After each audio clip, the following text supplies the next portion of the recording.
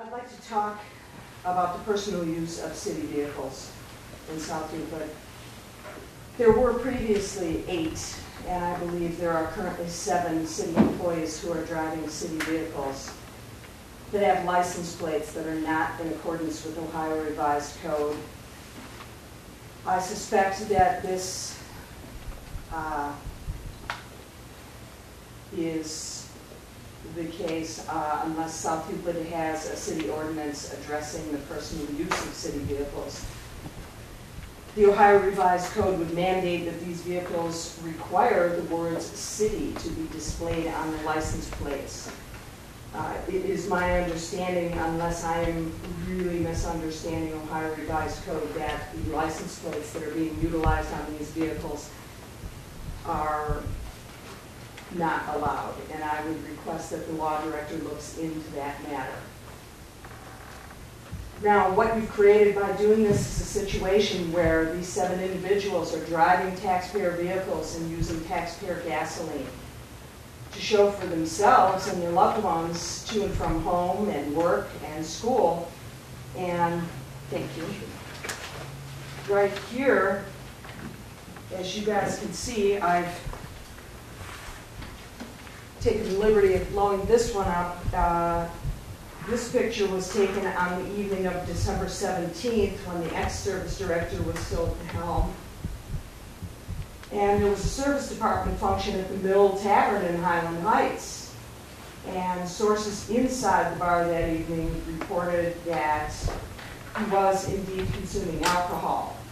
And I was there, I took this picture, and I can attest that I stayed and watched him drive away from that location that evening. So I don't think that it's okay that they're driving vehicles to bars.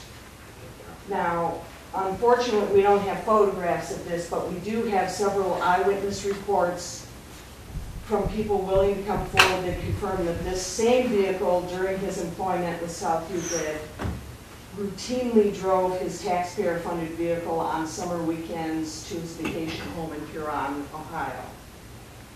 Now, regarding what I refer to as joyriding around in municipally owned vehicles, when there was that big snowstorm that hit on the same day as the furlough day, and this is no offense to anybody in particular, I'm not picking on anybody, but there was a pickup truck, a city-owned pickup truck with a plow on it, and it sat in the driveway of a member of the administration who was on furlough day. And then during a budget hearing, I heard the same person saying that they were having a hard time keeping up with the snow because there isn't enough trucks.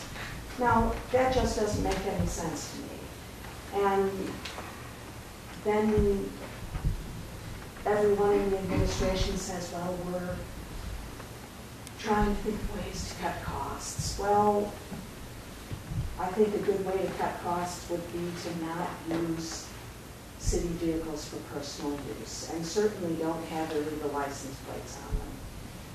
Now, Mr. Piper. okay. This brings me to another issue regarding those vehicles being used that way. I received some phone calls about concrete work being done at the service director's home. In investigating that, we did find the city vehicle being parked in the new service director's home.